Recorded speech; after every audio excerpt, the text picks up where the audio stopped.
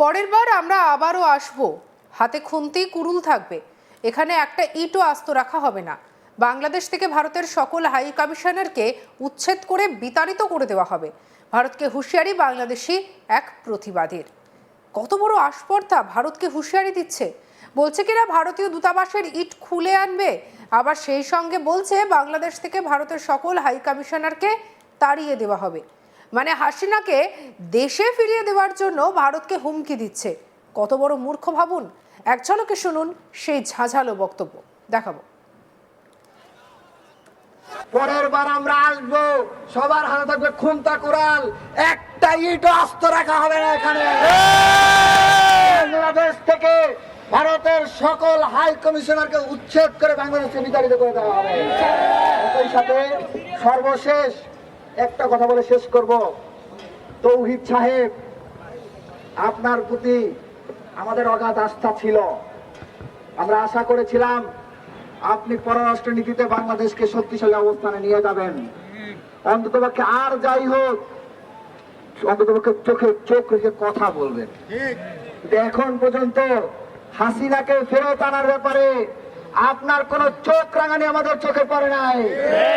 সীমান্ত হত্যা হয়, আপনার কোন চোখ রাঙানি আমরা দেখি নাই। যদি এইভাবে চালাইতে থাকেন তাহলে আপনার পদত্যাগের দাবিতে পররাষ্ট্র মন্ত্রণালয় ঘেরাও করতে আমরা বাধ্য হব।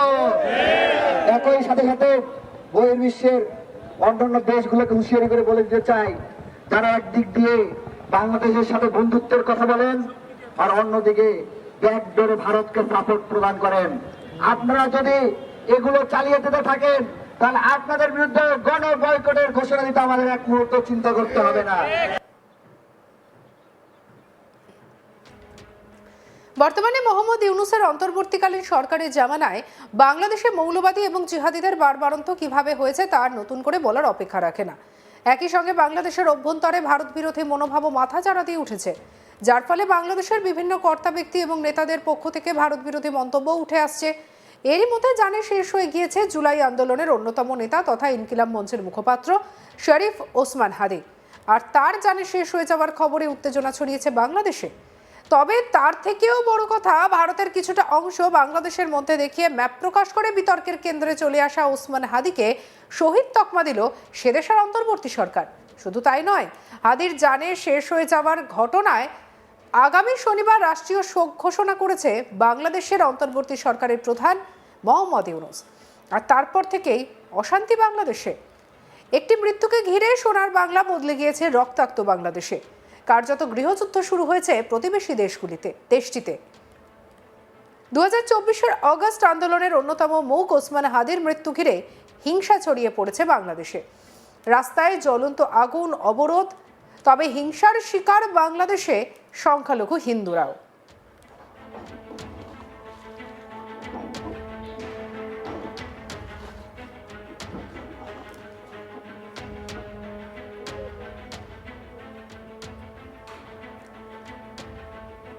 এই ঘটনার প্রতিবাদে এক প্রতিবাদী মঞ্চে দাঁড়িয়ে ভারতকে হুঁশিয়ারি দিয়ে বলেন, একজন প্রতিবাদী বলেন, পরের বার আমরা আবারও আসবো, হাতে খুন্তি কুড়ুল থাকবে, এখানে একটা ইট আস্ত রাখা যাবে না।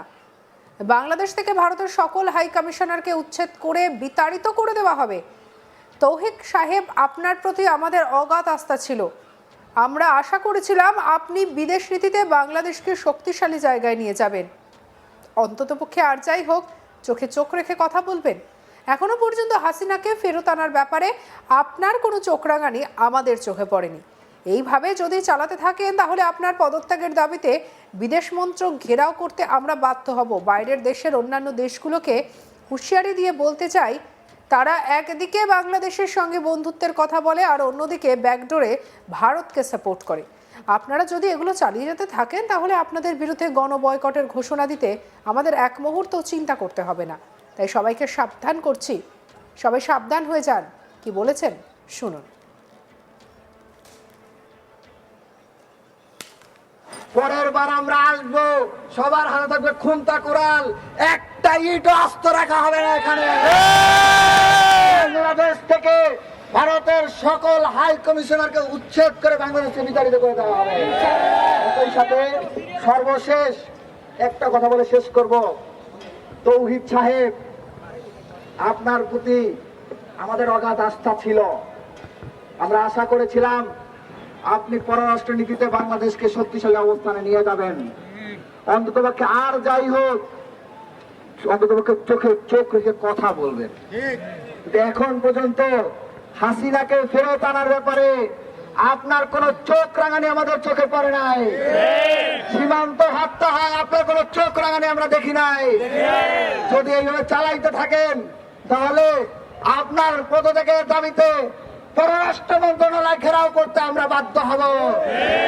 একই সাথে সাথে বহির্বিশ্বের অন্যান্য দেশগুলোকে হুঁশিয়ারি করে বলে দিতে চাই, যারা একদিক দিয়ে বাংলাদেশের সাথে বন্ধুত্বের কথা বলেন আর অন্যদিকে ব্যাকডোরে ভারতকে সাপোর্ট প্রদান করেন, আপনারা যদি এগুলো চালিয়ে যেতে থাকেন তাহলে আপনাদের বিরুদ্ধে গণ বয়কটের ঘোষণা দিতে আমাদের এক মুহূর্ত চিন্তা করতে হবে না।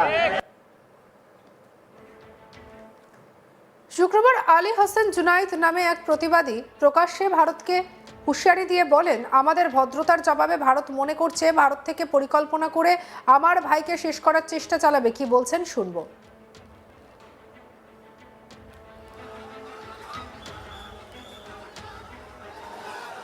কথা নয়, শরীফ ওসমান হাদির মাথায় গুলি করা হয়েছে। আমাদের ভদ্রতার অর্থ যদি মাথায় গুলি করা হয় তাহলে আমাদেরকে আওয়ামী লীগের দোসরদেরকে মাটি থেকে খুঁজে বের করতে হবে। আমাদের ভদ্রতার জবাবে যদি আমার সহযোদ্ধাদের গায়ে গুলি চালানো হয় তাহলে ওই সন্ত্রাসীদেরকে মাটিতে পিষে ফেলতে হবে। আমাদের ভদ্রতার জবাবে আমরা দেখছি ভারত মনে করেছে ভারত থেকে পরিকল্পনা করে আমার ভাইকে হত্যা চেষ্টা চালানো হবে। আর বাংলাদেশে শরীফ ওসমান হাদির ভাই বন্ধুরা বেঁচে থাকতে ভারত শান্তিতে থাকতে পারবে না। আমরা স্পষ্ট ভাষায় বলতে চাই, গুজরাটের কসাই বাংলার কসাইকে জায়গা দিয়েছ। যদি বাংলাদেশ যেতে যায় বাংলাদেশের 20 কোটি জনগণকে সাথে নিয়ে কলকাতা থেকে বাংলার কসাইকে ধরে আনবো। বাংলার জনগণ ভয় পায় না। বাংলার জনগণ হাসিনাকে দিল্লিতে পালিয়ে যেতে বাধ্য করেছে।